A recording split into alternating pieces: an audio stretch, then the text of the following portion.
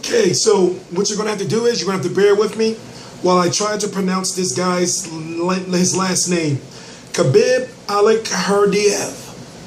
He's going to be fighting, or rumored to be fighting, Adrien Broner, October the 3rd, 2015, on the undercard of what I'm hearing. I'm not sure yet of what I'm hearing is going to be Keith Thurman versus Amir Khan, or Keith Thurman versus Shawn Porter. But one thing we do know is it's heavily rumored that Broner versus Allakhverdiev are very close to a deal. Now, what does that fight mean? A lot of fans are going to say, well, who the fuck, why is he fighting that bum? Dude is not a bum. He had a very good fight with Jesse Vargas. Somewhat of a controversial decision. And I remember watching that fight, and I was wondering, like, who the fuck is this dude? It was on the undercard of Pacquiao Bradley 2 or Pacquiao Jiri. I believe it was Pacquiao Bradley 2. Anyway, this is the type of fighter that Adrien Broner may have some issues with. But here's the thing. Jesse Vargas moved up. Jesse Vargas is going to be staying at 147 pounds. So Adrien Broner is going to be fighting Allakhverdiev, if I'm pronouncing his name right. I'm just going to call him Khabib. Or Khabib. No disrespect. If Adrien Broner beats this guy, he becomes the WBA world champion. Basically, he'll have the 140-pound version of the belt that Keith Thurman has.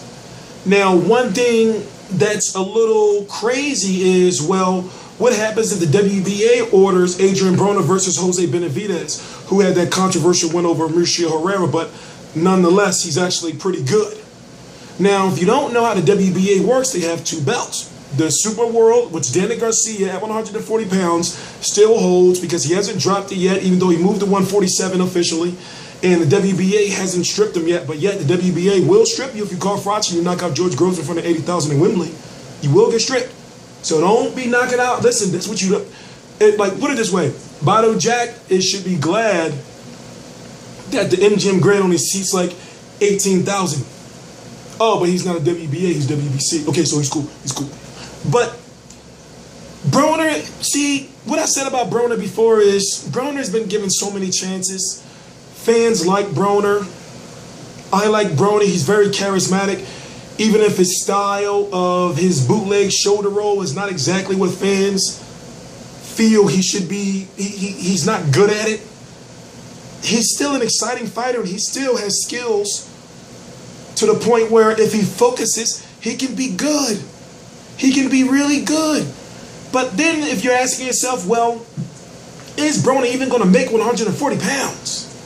You know, it's stuff like that when you ask about, like, Adrien Broner's got too much shit going on outside of the ring for fans to feel that they should invest in him anymore. I remember this was a long time ago, and long ago, I was with another channel, and I was doing a video, multiple videos, the whole pre-fight build-up on Broner versus McDonough. And I was saying the same thing about, well, listen, if Paulie was able to lay hands on Broner like that, then McDonough's going to hurt him bad. I was saying McDonough's a different type of animal. People say, oh, no, Broner's the next Floyd Mayweather. Yeah, it was you. It was you. I was saying Broner's the next Mayweather. When Broner's gone, when Mayweather's gone, Broner's going to take over. And I say, the guy doesn't have no foot movement. You put somebody in there that can do some damage. Put somebody in there that has some consistent body work. They may be able to put Broner down or beat him on the cards. I was saying all this. But at the same time, I knew deep in my soul, I knew that he was going to lose. I was like, yo, this is not right for him, man. Then he had to cut all that weight off fast. I was like, this is not right. Then he's going to, he humped Chino.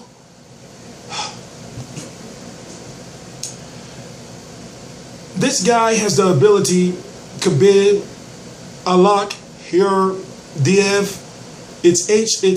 Okay, man, it's crazy how I know I spelled off the top of my head. It's Allakhverdiev.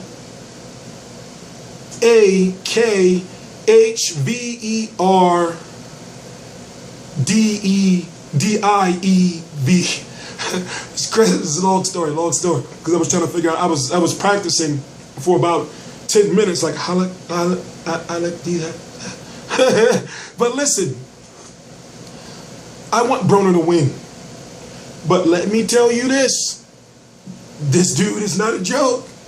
You know, like, even though he doesn't have, I believe he only has like 9 knockouts or something like that, this dude is not a dude that's going to come in there just to lay down. And remember, even though he did put Shawn Porter down in that 11 for 12 round, I forgot when it was, Broner's power still, we don't know if it fully carried up to 140. We know it didn't fully go up to 147, but I don't know. If he gets past this guy, put it this way, he's on the right track.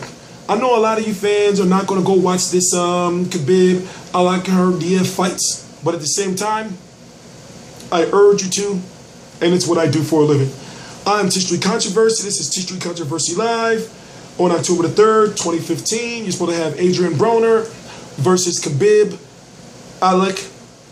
Allakhverdiev on PBC, on NBC, from what I'm understanding. Of course, we don't know for sure, but I'm hearing that it's going